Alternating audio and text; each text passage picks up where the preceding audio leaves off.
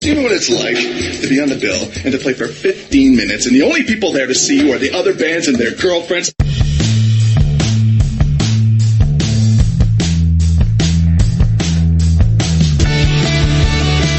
From Buffalo, New York, don't mind the grain silos, we'll get to that. Eventually, it's the Struggle is Real Buffalo Music Podcast. Welcome to the Struggle is Real Buffalo Music Podcast, where we talk about the ups, downs, lefts, rights, and the delusional guitarist of the Buffalo music scene. My name is Ryan Gurnett, and hi, Lainey. Hey, Ryan. Oh my gosh, did you hear that Taylor Swift is claiming her former producer is preventing her from playing music at one of her shows? Did you hear about that? I don't see the problem in that. Does anyone know how much it costs to buy all of Metallica's music so they can't play it anymore? Yeah, who knows? On today's show, we're going to talk about Noiseland Studios owner and On the Cinder frontman guitarist Jason Wright. Hey, Jason. Hey, thank you for having me. We're also going to talk about his incredibly affordable studio and on the new, can't talk. You had it. And the new On the Cinder album Lamplighter and the current state of the Buffalo, New York punk scene. We'll also be talking about a slate of previous and upcoming shows, and we'll be playing music from On the Cinder, Over and Out, a brand new track from Jen DeSantis, and more. But first, hey, Will Webb. Hey, Ryan. I'm happy to see you. Yeah, I know, it's been a little while. How's your summer been? It was long and hot and fine. Got to a lot of good shows, so that was good. What was the best one?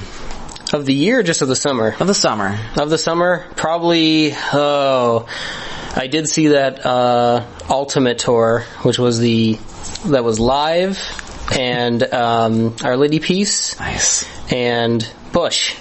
All right. Wait, the band live? Yes. All in one day. One afternoon. I like Our Lady Peace and Bush. I never got live. Ed Kowalczyk kind of creeps me out. He's got a good voice. Although, the surprise of the summer was the Beck Cage the Elephant Spoon concert. Oh, I bet. Cage the Elephant was really awesome, actually. After I saw Beck at Albright Knox last year, I kind of wanted to just go and see him every time. It was such an amazing show with the lights and everything, and his band was exceptional. The only problem is at Darien Lake. I don't really love that band. Yeah, I don't think anyone likes it too much.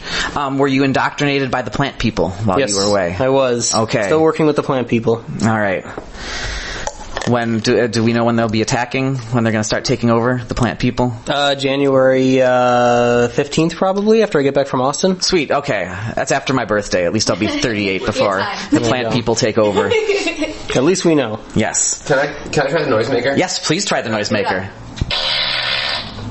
There you go. That's yes. That's a move. I'm going to periodically involve that in my. I'll find a way to work it in. If you just keep drinking enough beer, I think you can do it naturally. Oh, cheers. I'm not going to say who, but there's a certain member of the Buffalo music scene that I've played games with online, and he farts so audibly that it comes up on the microphone. It actually registers. I have a few guesses. I'm not gonna. We're gonna talk about that off mic because I bet you know who it is. So Will, one more question. What was it like playing with you played with The Great Mistake on what was that, November 9th? November 9th. At Milky's. I couldn't believe when I saw that picture. It's you guys have been around for 19 years, 16 years, something? 19 years, yeah. So what was it like after a 4-year break getting back together and doing that? It was fun. I think a lot of people really enjoyed it. I think a lot of people were surprised that we were even playing anymore because, I've joined the Leones now and that's pretty much my main working band. But then Great Mistake kind of came back and I think the band and the crowd was definitely just pumped to be there, and I ended up having a pretty good turnout at Milky's. Awesome, yeah. No, we got 50 people that night. That's for Milky's. That's a pretty solid achievement. 50 paying people. 50 paying. There's a lot of people there that did not pay to get in. Oh, really? No, well, none of the bands would have. There's that. Hey, they're still buying drinks. They're still buying drinks. They're keeping the place open. I'm cool with that. So no, you guys were awesome. I was really happy you played, and we're not announcing. We announced a new Pocket Vinyl show February 21st. They're gonna have a full band, which I am so fucking excited about. They're like, we want you to put a punk show together, and I'm like, I don't know if that's that's exactly what you're looking for. No, But I don't think I know so. a full band Great Mistake is going to fit in great with that. I think Joe already kind of writes and sings and a lot of the same. I hear some of the same cadences in the way he sings and the way that like Eric from Pocket Vinyl sings. So I think Yeah, Erica is definitely a more pronounced singer though than Joe, and I don't know. I've never seen Pocket Vinyl with a full band, but I mean their albums have full band on them, so Yeah. I'm excited to see some of those songs. I was almost disappointed when they came to town and they didn't. It was just like, oh, it's just you. But I want to hear what I heard on the CD. That was awesome. Well, now they're saying that they're going to start their painting, Elizabeth's painting bidding at $50, which I think is Absolutely more than reasonable. fair. Yeah, more no. than fair. The one on my wall right up Yes. there, I paid $215 for that, and I think that's completely fair. I think that's a perfectly fine price for what I think is a great piece of art. Yeah, it'll be a good show. Cool. So we're going to take a quick break. Will, what's the second track on the Great Mistake CD? The one from 2010? Is it Flashbulb? Flashbulb Memory, yes, is the second Flashbulb track. Memory. So we're going to play that. Awesome. So here is The Great Mistake with Flashbulb Memory on the Struggle is Real Buffalo Music Podcast on allwny.com. Shameless self-promotion. Of course. Thank you, I tried.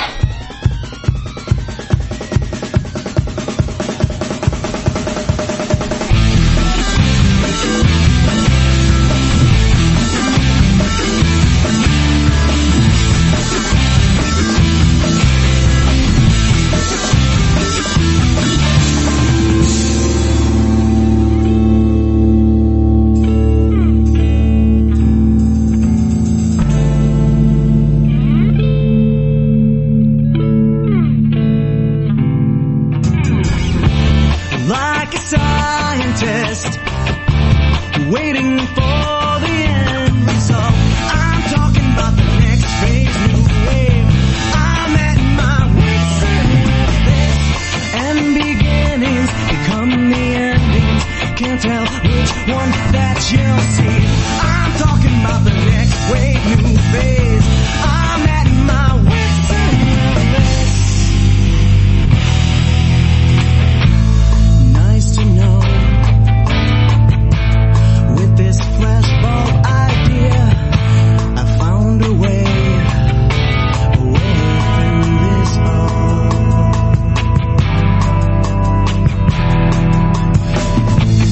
Cross it out, write it in, present the facts, we shall begin. Testing theories, can you hear me? Start again.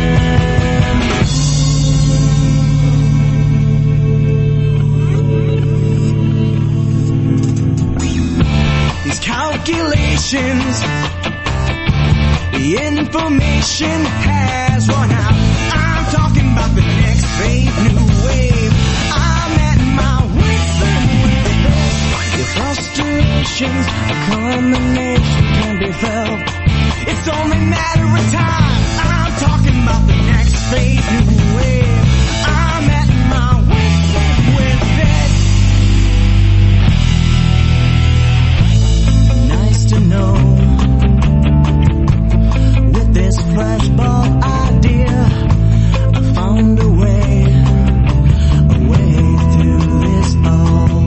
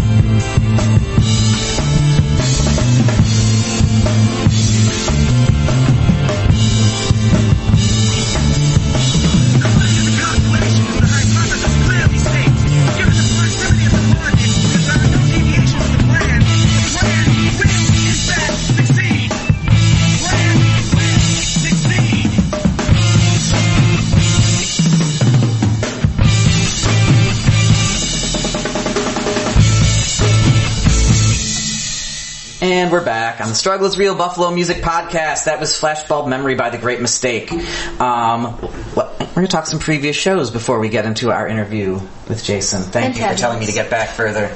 I want to make love to the mic is a problem. It's okay. It's so pretty. I understand wanting to put your mouth on things. Yeah. So, on November 9th, we had Makeout Tactics, The Lady or the Tiger, The Great Mistake, this, and Elaney and the unnamed band. The cool band that doesn't have a name yet. At Milky's. We're getting there. First off, The Lady or the Tiger started. They were great. I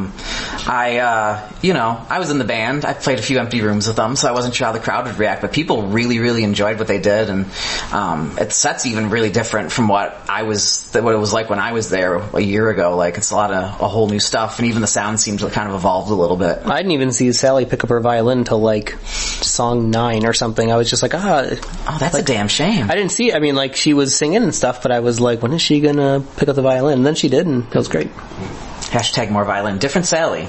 I was going to say, you know another Sally that plays violin? I was in a band, but she's actually my sister-in-law, and I was in a band with her, and I remember at some point, like, when I started getting more involved with the scene, I kept hearing about, some people would mention, like, this great violin player named Sally, and I just thought they were talking, like, how do they know about my sister-in-law? This is great. And then, I'd like to have them battle. How the weird battle is of the that? Sally. So I call her Sal Pal. Alright. So we can have this Sally versus Sal Pal violin off.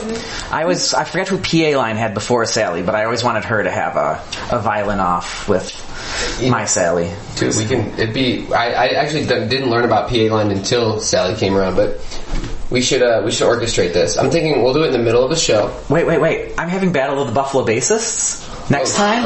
But Battle of the Buffalo Violinists. Yeah, we should come up with a cool title, though. Yeah. I mean, not that yours wasn't good, but it was a work in progress. It was consonants. I thought it worked together. Lots of beats. We can do like the salute to this strikingly sassy strings. Yeah, that's perfect. Why don't you just do like fiddle face off? Yeah, that's 100% better than what my crappy idea was. Will wins. You're trying too hard. All right, 1 point for Will. Is there like a correct answer thing on there that you can hit? Like a light bulb, maybe? Yeah, there was. Nope. See if we can figure out which one it is. Okay. You get one try. Yes! Not bad. Point for Will. Alright, back to the show. So they were great. The Great Mistake played. I thought you guys were awesome. The crowd really dug you. That was kind of peak time for the show, too. Like, which is weird, because Milky's is usually a little bit later, but like, that place was packed, especially for the first 2 bands. It was so packed in there. Well, and I thought even when you guys were playing, there was still a decent crowd in there. Oh, yeah, it was still a decent crowd for most of the night. Yeah. So, Elaney and I played third. It was cool. We did. It was so much fun. I loved it. Yeah, you guys sounded good. Thanks. After that, the band that played fourth, I'm so excited. They're called Makeout Tactics. They were so good. It was their first show in Buffalo.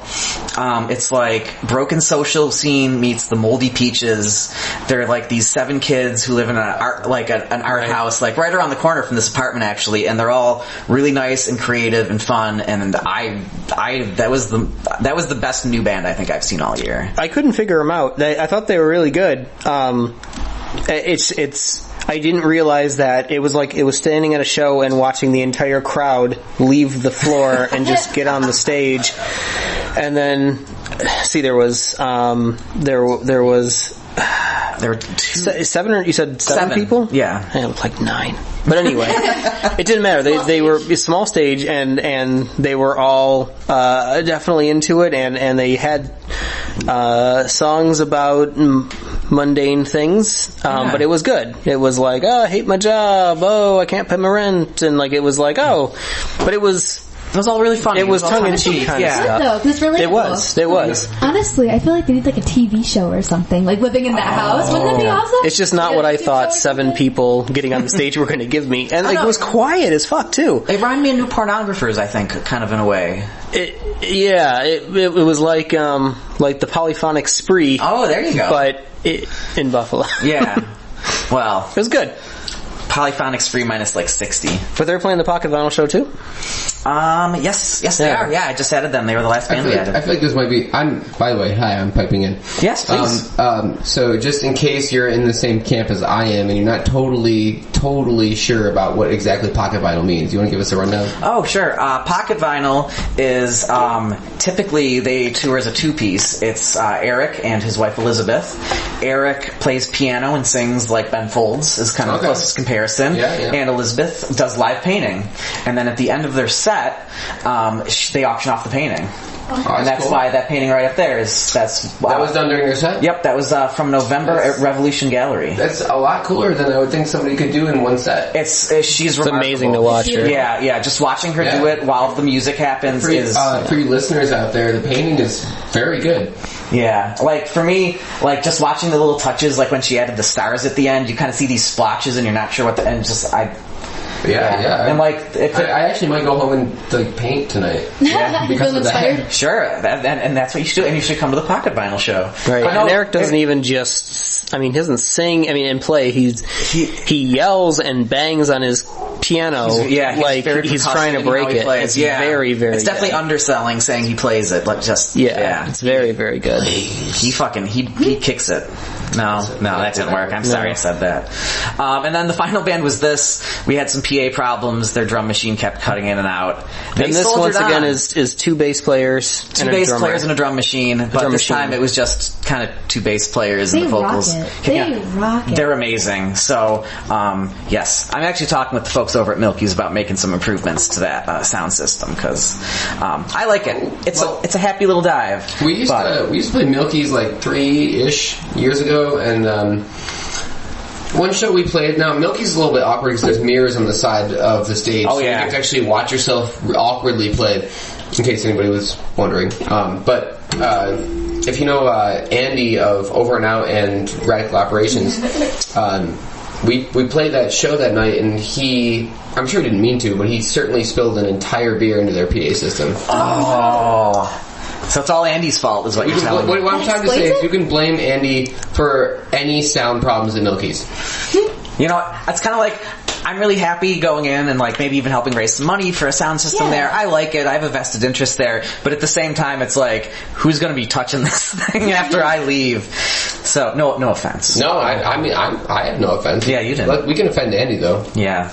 Jesus, Andy. You pulled an Andy. You're making my life harder. So, a couple other performances. I went to the variety show at the Hostel. Was it the 1-year anniversary that Jackie was doing? Yes, it was. And a lot of great artists played, but the one I want to talk about in particular was Kevin Kaufman, who also goes by Real Movement. Every time I see him, I'm like, dude, you need a band. If you get a band, I have shows for you. So, he has a band now. He just told me. Yeah, he told me that today. Oh, how because awesome. we're gonna play one of his songs in a little bit. That's good. No, it was his first time playing on the variety show too, and I never have seen him play before, and I was really impressed. No, he played at Infringement Festival, and I've seen him at Milky's open mic. He's got a great voice. He does. He's very I think he writes really good songs. It's catchy stuff. So we'll play that at the end of the segment. I wanted to mention him, and then I didn't get a chance to go. Witty Tarbox like sold out Nietzsche's for the Mo after party. I don't know. Did you see any pictures of this, Will Webb? Nietzsche's, no. I've never seen Nietzsche's packed like this. Like. I can't even remember the last time Nietzsche sold out for anything, really. I don't know. When the Leones were there, we were playing with, you know what, never mind, I'm not gonna take this out. It doesn't matter. But it was just saying, like, it's the most I'd seen, like, packed in that area for a while. How packed was it? I mean, from where the back band stage is, people were watching all the way, like, in the bar where like the little acoustic band would usually set up. Alright, so that was pretty packed. Maybe I'm just missing the popular nights at Nietzsche's. No, I think it depends on who's playing. I mean, I think we were playing with like Aircraft. Oh, and I was upset I missed that show. I keep missing Aircraft. They are amazing. They're really good. I have seen Aircraft. They're a good band. Yeah, we had them, like 10 or 15 episodes back, or something. Are you thinking of Dream Beaches? I have interviews with them that I don't think we ever aired. No, I think you're thinking of Dream Beaches. We did have Dream Beaches. I interviewed Aircraft over the summer, and I'm then holding on to it because I'm a fucking idiot. Okay. Don't say bad things about yourself. It's just a struggle, right? You're a good person. Oh, thanks. I can still be an idiot and be a good person, though. Well, I don't think you're an idiot. I like you. Thanks. So we're going to take a quick break. We're going to play some Real Movement. He is sending me tracks, so I don't know the name of the song. What are we doing? Over and Out? No, that will be next. On the Cinder. That will be next. All right, we're doing something completely different. Yes. All right. This is Kevin Kaufman, a.k.a. Real Movement, and whatever song he chooses to send me. Here on the Struggle is Real Buffalo Music Podcast on allwny.com.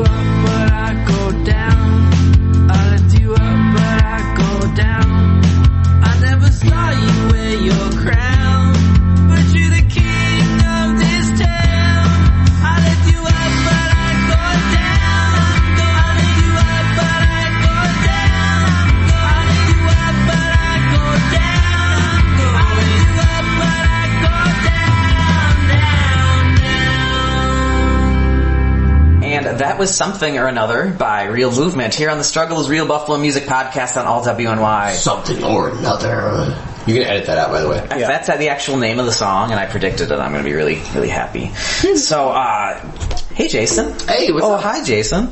Oh, hi. Was that the room? Yes, that's what it was. All right, good. So, before we talk about On the Cinder, I want to talk about your studio. Oh, cool. Well, so, is Noiseland Studio, is that an official name, or is that just what I'm calling it? We've been working under the title Flowerhouse Studios based on, before we were Noiseland, we had so there was two houses, but when we met as a band, as a group of people, as a giant syndicate of drunk assholes, we lived on Flower Street. And since we couldn't come up with a fair name for all the different bands in the house, we had the Stakeouts, and we had we had a bunch of bands. Honestly, I'm kind of embarrassed to name some of them. We lived on Flower Street, so we ultimately called it the Flower House. And we moved twice since then. Our third iteration was called Noiseland Arcade, based on the arcade in The Simpsons. Oh, cool. But when I started doing the studio work, I just kept the name The Flower House because it was like our homage and like the only our clinging to what was once a beautiful thing. Yeah, pay some tribute. I'm exactly. I'm getting flack over here on the right here. But anyway, we need more mics, I think. The Flowerhouse Studios started out because when we committed to being On the Cinder, committed to being a serious band, and we were going to decide to give up our futures and lives. Sure.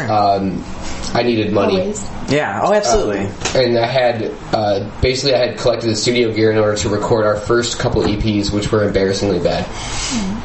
But you got to start somewhere. I'm going to go back and listen. Oh, don't please. Oh, right. But so I started doing very minimal price recordings, and I somehow, I don't know how, but I ended up stumbling into a bunch of hip hop artists. And even now to this day, I do probably 80%, 70 to 80% hip hop artists in the studio. And it's one thing. It's brought me to an element of culture that I would never have otherwise gotten to on my own. Sure. And it's made me a crazy amount of really cool friends that I otherwise wouldn't have met. I've got people who I've worked with who have gone all over the country, who've worked with people all over the world in the hip hop industry. Now, I can't tell you that I know that much about hip hop, but I record it and I do a decent enough job at that. But Flowerhouse Studios does a lot of genres of music, Over and Out. Yes. We love them. Great, really, really phenomenal band. I've done 2 records for Shambles. I've done Voice of Dissent in Buffalo. Nice. If you're listening, all records you should definitely check out. We had a kind of a project, because I'm going to make up that word, co-project. Yeah, I like it. When we ultimately did the On the Cinder record. Our good buddy Joe Lysing, who ran Rotten Metal Recordings, he helped us out a lot. We did some of the tracking over at his studio, and then some of it at my studio, which ultimately came to the Lamplighter record that I think maybe we'll play. Yes, yeah, we're definitely going to play something from that. Cool. Good album. Thank you. BT dubs. So, yeah, I've done some cool things. Definitely not everything, I'll be the first to admit, not everything I've created was good. I was bad at this. Yeah. I was definitely bad at this for a while. No, I went to school for audio engineering, so I completely understand. Yeah, you gotta screw up a little bit. I even tell bands, it's important to suck. Everyone's gonna suck. It happens. If you go back and, watch the Goo Goo Dolls in, 1982 at the Continental, those videos are, near unwatchable. Yeah. Embarrassing. You wouldn't believe it. The first step to being good at anything is sucking at it. Yeah. Honestly. No, I mean, even the first 8 episodes of this podcast, we clumped them all together at once. I didn't even know. The first day of recording, I literally Googled, how do I start a podcast? I had no idea. Exactly. The day of? Yeah, the day of the first 2 interviews. You should prepare better. It worked. Beautiful. But I was actually going to say, I had a really similar experience in Albany when I started working at a recording studio, where it ended up being way more hip-hop artists than it was rock bands. So the one thing I can say about hip-hop versus rock is that you don't, there's a person usually behind the scenes, usually in their own time, creating beats. So when you pass that beat along to a hip-hop artist, their job is to create, lyrics. And, sure. So picture that as opposed to, if you're a hip-hop artist, you get a beat, you write a song to it, and you record it. Oh, yeah. And then picture that as opposed to a bunch of people learning how to play parts on instruments. Makeout Tactics and their 7-piece party band. Or 9-piece. And then setting up 10, 12, 15, 20 microphones for a drum kit, for a bass player, etc. And then recording. The process is just very different. Oh yeah, no, it's much more efficient the way it's absolutely. And it's it's not to say it's 2 different things. And, and neither is greater than the other. I just think I was just surprised when I went in. I wasn't expecting to see that much. Yeah, I've actually gone to the point where I've had different artists that ran under the same name contact me. I had Teflon, and then I had a second artist named Teflon contact me. How weird. I was very confused because I was like, hey man, we've been working together for a long time. And he's like, no man, you're thinking of the other Teflon. I love how it's another one too. Oh, that's funny as hell. It's crazy. It's crazy. So I'm just going to ask this because of my own personal experience. I actually had a run of really young rappers being brought in by managers. Have you had any these 12 to 14-year-olds? Have you had that experience at all? Not that young. Okay. But I mean, I'm 30 now, So that basically means I should jump off a cliff. But No. Oh, I'm 38. yeah, so let's jump together. Yeah. But I'm being slapped. But I've had I'd say most of my clientele is roughly between the ages of 20 and most of my hip hop clientele. Yeah. 20 to 27. Kind of like that. I feel like that's your chasing the dream. Oh yeah, absolutely. I mean, I'm 30 now, and I'm still kind of chasing the dream, so who the fuck am I to say? Can I say fuck on this? Oh yeah, you can swear all you want. I encourage it. Fuck, shit, titty, ass, twat. Okay, Alright. I'm done with that. Yeah, fuck. Shit. That's Will I got anything? Oh, I did. But There you go. That was too peachy. Ladies and gentlemen, Will Webb. I appreciate butts. So that's your chasing the dream era. That's your... I have like the harsh reality of crippling debt hasn't hit me yet, and I still have an opportunity. Like I'm young enough, I can make something. Absolutely. I can do something unique, and that is the time.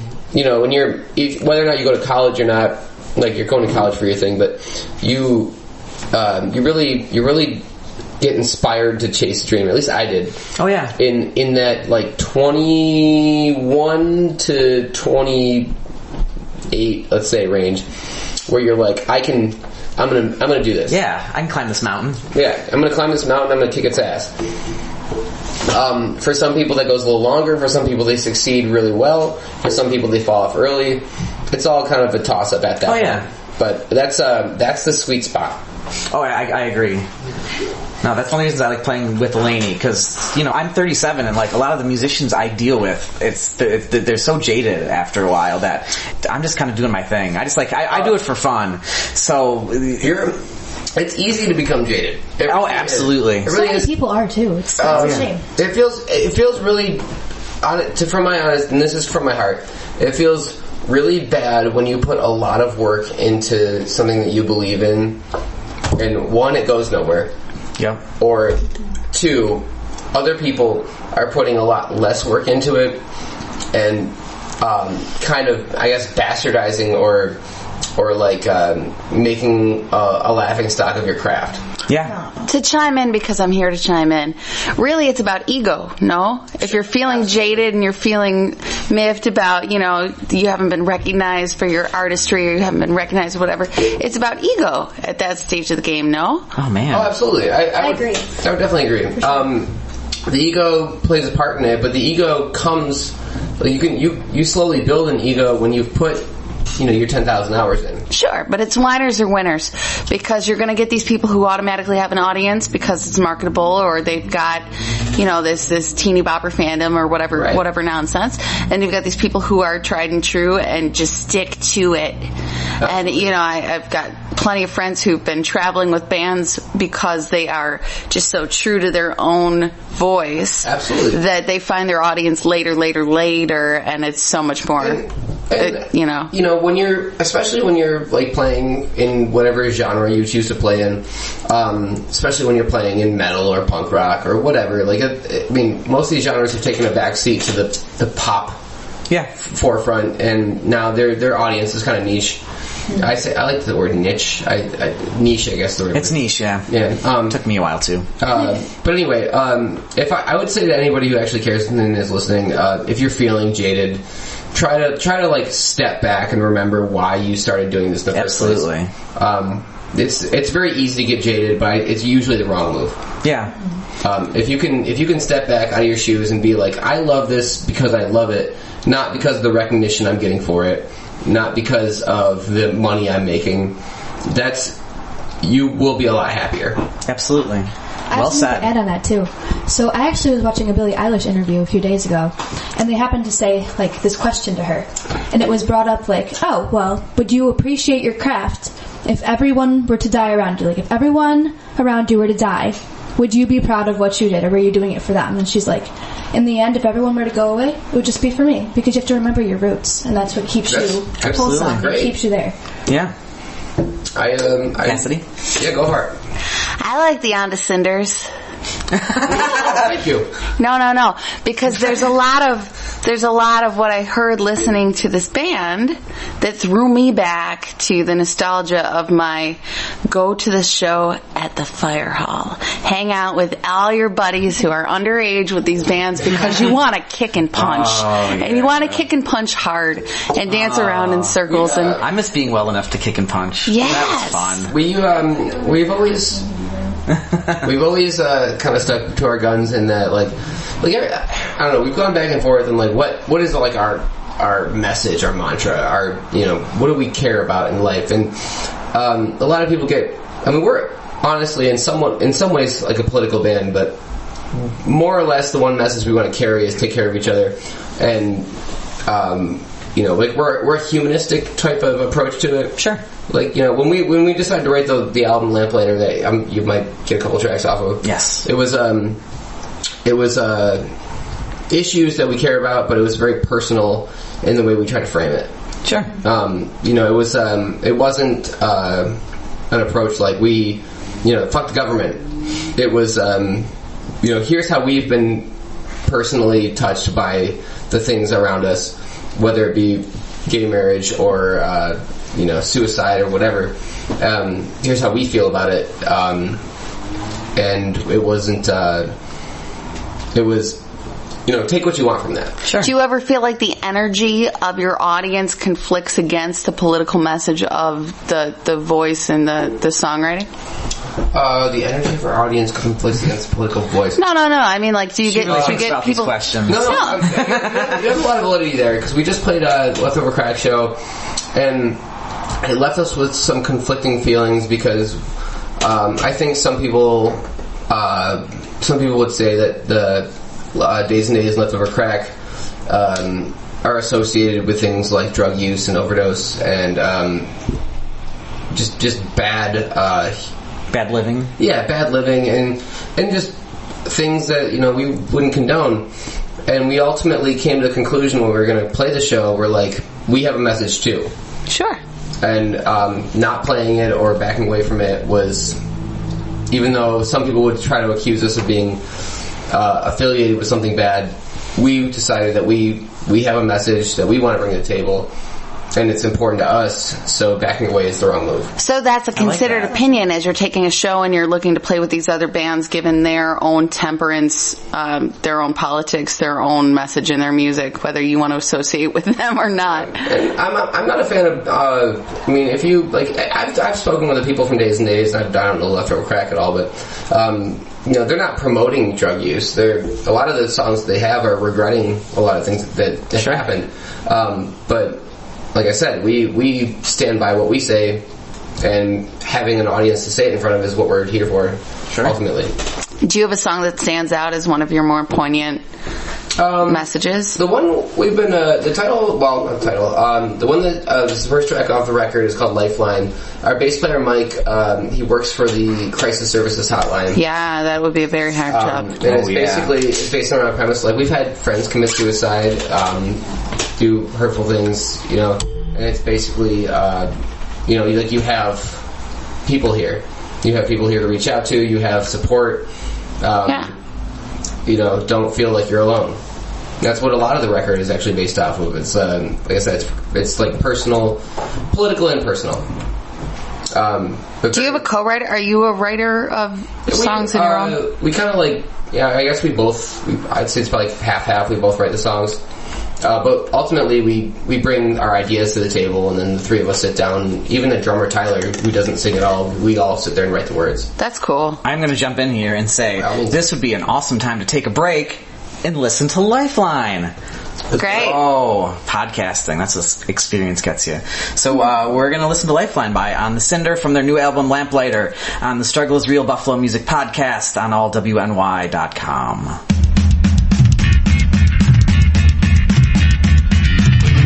What should someone say?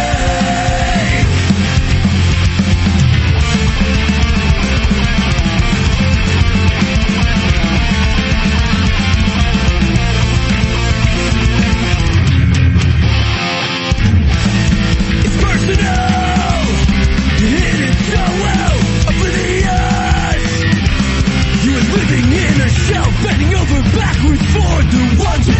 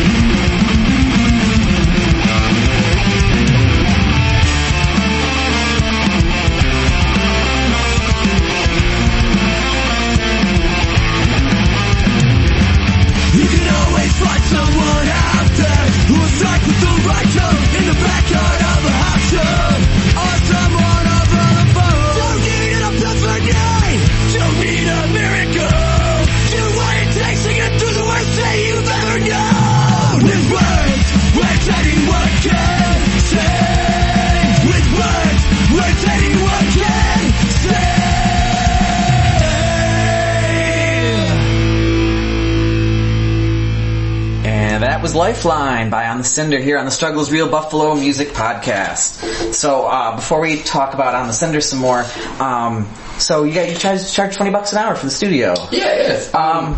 Go ahead. Talk about why you chose that rate. Well, the thing is, when I started doing it, I had zero confidence in my abilities, and to this day, I still question them to a degree. Yeah. I think any engineer kind of does. And you should. Anything you do in life, I feel like you should. It's not healthy to completely doubt yourself, but to have the feeling like you want to be better is a good thing. Yeah. Well, that's a very equitable hourly rate as far as any recording studio. What is your background in audio engineering? Well, that's the thing. I don't really necessarily have one. My background is in trying to be a better version of myself than I was yesterday. I love that. Yeah. Oh, that's what I say. Aw. Did we just become best friends? We might have. Aw. Moments. But, so I started doing, back when minimum wage was fucking $8 an hour or something. Oh my gosh. I was like, I know nothing about what I'm doing. Yeah, do it. No, it's okay. Okay. I didn't know much about what I was doing. I was like, I can't guarantee you a quality product, so I'm going to charge $10 an hour. I think at one point I actually took a Dunkin' Donuts gift card in exchange for a fair amount of recording time. I had someone try to pay with cocaine once. I've had that more than once. I was going to say. There we go. Waiting for that perfect moment, Cassidy. And then I started getting a little more business. I went to 15. I went to 20, and I kind of sat at 20 for a minute because there's a lot of good studios that charge just over that. Yeah. In Buffalo, that have more resources and more knowledge than I do. That's not to say it's not to say I'm not proud of what I'm creating. Sure. But you can go to True Sound or Watchman. There are a lot of great studios in Buffalo for around $25 an hour. And honestly, 20, I work a number of jobs, and $20 an hour is a decent wage. Yeah, it is. So I'm definitely not trying to get greedy or I'd like to have a shop outside the attic and basement of my house at some point. But $20 an hour under the table cash is a good wage. Yes. I'm not complaining. No, you're absolutely It's a decent price. And when I have a rent to pay on a shop or whatever, it might change. I mean, I'd like to be successful at some point, but a lot of times I feel like there's a lot of artists who, we've all been artists, Oh yeah. We can't. I'd love to drop $3,000 a record, but if you have a couple songs to record and you've got a couple, $300 or $400 in your pocket, let's do this. Yeah, absolutely. Well, I think it opens the market to people who are independent, and there is so much more of these independent artists these days. There is no such thing as, I'm going to hit the dream of being, signed by a label, right? For me, GCR is the limousine. Yeah. And that's the Buffalo level the Hummer limousine. Yeah. Of recording studios. And you know what? That's really nice if you can afford it, but I just need to get from point A to point B. Dude. So, Cadillacs are great, but Pontiacs will get you there. Yeah. And they, they certainly, GCR has its merits, and I know, Outer Limit is I think $65 an hour, and they certainly have their merits, and the equipment Outer Limit has is just insane. So if you can afford it, that's great. But, the struggle is real. Yeah, the struggle's real. I'd much rather record a song for $160 than... I have to say that at least once. I'm a musician too. Let's be honest. Being a musician is pretty much the poorest thing you can be in life. The struggle is real. I mean, aside from burying your head in the sand and hiding in the desert for a couple weeks, you're not going to make less money unless you're a musician. There's integrity, and you're also reaching out because you're not only, taking your craft and recording it, but you're offering that kind of a lead to other people who don't have the opportunity. Right. I'm not there's a little bit of fulfillment, or I guess, what is it? I'm going to say fulfillment. Sure. There's a little bit of happiness that I gain from allowing people who otherwise wouldn't get an opportunity to create what they want to create. Well, to have that tangible product, right? That sound recording, and that's the barrier to entry for a lot of people who are looking to... And record labels and stuff, they don't exist like they used to. No, they do not. There was a time when if you didn't have a label, then you were not going to set foot in a recording studio. Yeah. And there was a time when, YouTube didn't exist and the internet didn't exist, and I remember those times. Back in my day. Call me old-fashioned, but but anyway, like there's like labels are honestly, even the labels that we've worked with as a band have never been interested in paying for recordings. Yeah. I mean, they want a completed record. They want distribution. It seems like more than anything. They want to tack their name on something they didn't have to pay for and take 10% off of it. Yeah.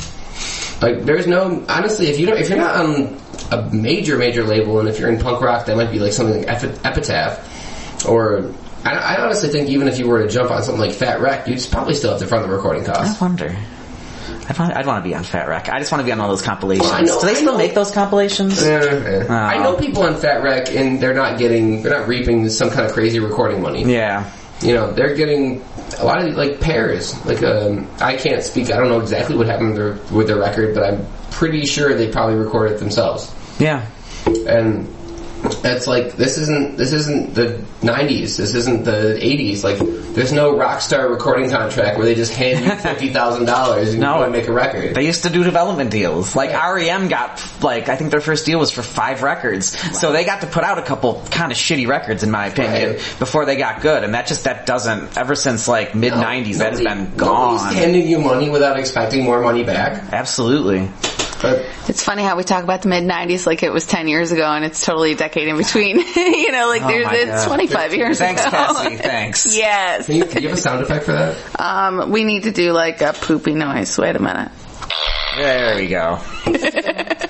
But also home recording, like a lot of people record at home now, and you get really, really good quality recordings now with technology, where it's at and everything else. Like you can we'll play some stuff. Yeah. From Over and Out or from On the Cinder, and you tell me if you know the difference. Well, that's just it. The energy of the music that you're playing isn't looking for someone to come in and auto-tune your vocals. You're not looking for anyone. I think that when you're talking about recording studio, polishing and whatever, there are definitely genres of music where that is more necessary. And I would just say, from listening to both the On the Cinder stuff and the Over and Out stuff, like you could have told me that was recorded at like one of these expensive studios, and I'd believe it. Honestly, you probably could, if you really listen closely, you could probably find some spots that probably could use some benefit from some auto-tune, but it's almost nicer not to hear it. You know what I mean? That in an era where everything's quantized and auto-tuned, it's nice to have some sure, dude. It's human. Yeah. And when we did the Over and Out record, there was. There were moments when it was like, oh, this one violin note was held out like a half a second too long, and let's do it again. And it's like, oh man. Oh yeah. Yeah, but you look at that and you look at back in the day when you're recording on an 8-track or something like that. Like you're splicing the actual tape together to make these corrections. I was originally taught on a 2-inch reel. Yeah. And oh my god, you fucking mixing that shit. Were you literally slicing things with a penknife and like taping it back onto the reel? I wasn't there, but like when I was a freshman in college, the seniors knew how to do it. Wouldn't it be cool? And we had the what was it, like the tiny little reel? Maybe the 2-track maybe. Yep. And then that's what they had, but I learned on the 2-inch reel, and then I learned on ADAT, and then that was when Pro Tools had its boom. Mm. So of course I went to school for recording right after recording studios stopped being as money making and well, nice.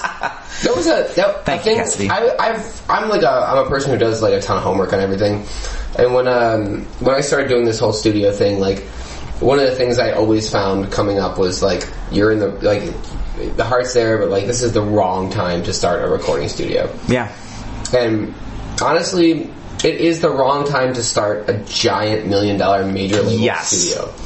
But it is a perfectly awesome time to... There's a gajillion artists with a gajillion avenues to get their music out, and it is a really, really great time to start a small-time recording studio. That I agree with. Where you can give people a quality product with the technology that we all have at a decent price, and there's a gajillion artists that can get their name out. And like, all I'm doing is I'm creating something that's like 2 steps above what you can do at home. Sure. And like, you're going to get a quality product. It's not going to cost you a fortune. And I don't want to sound like the Walmart of recording studios, because that sucks, right? But no, you're at least Target. Yeah, I'm the Target of recording studios. I like that. But I think for me, it was like, you go to college and you're like, this is where I'm going to work, and then it's like, oh, this is now a degree in starting a fucking business, and it's like, that's the thing. I didn't know I was signing up for that. So that was kind of the big shock for me when it went from the bigger studios into all these small little independent ones. But no, you can, we have an Air Mac here that we'll be recording on next time. It was $500 online.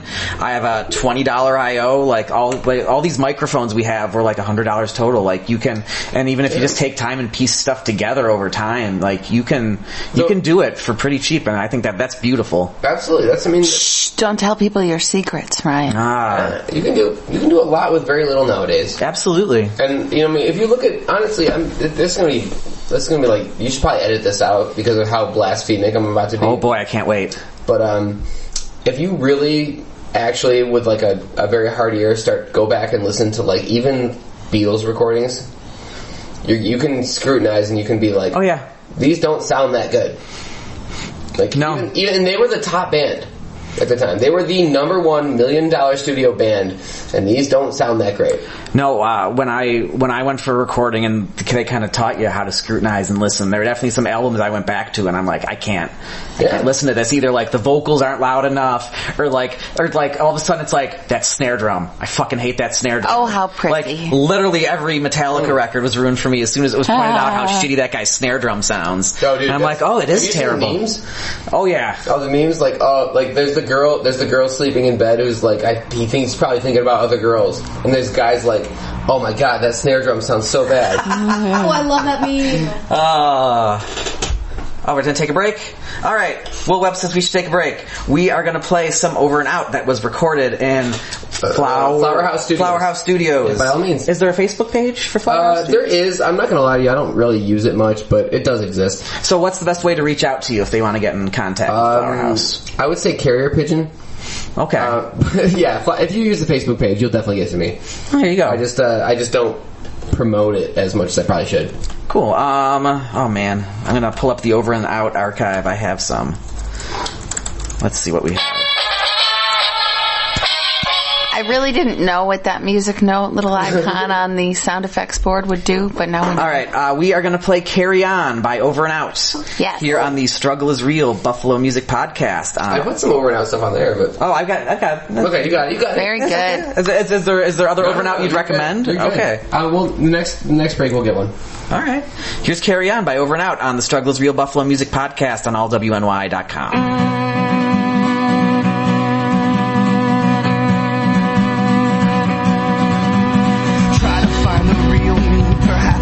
Inside of me, somewhere underneath it all, the things I've learned, the things I saw, way beneath the science and religion that were taught to me. Well, I don't think he had a chance. The world got to him really fast. They drill these lessons in his head, pay his taxes till he's dead. Thinking to myself, will I ever know the real me? Down in the dirt, I'll learn to get back up and carry on. Life lessons hurt, so we must learn to carry on.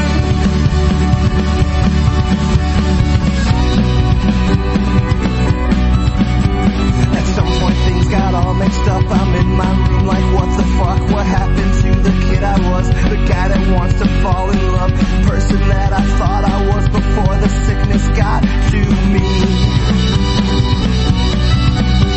I tell myself that I'm still sane, I guess I'll always be in pain. Well, I think that I've had enough, I can't drink while I'm on these drugs, but I'm a fucking asshole, I think I'll do it anyway. Face down in the dirt, I'll learn to get back up and carry on. Life lessons hurt, so we must learn to carry on.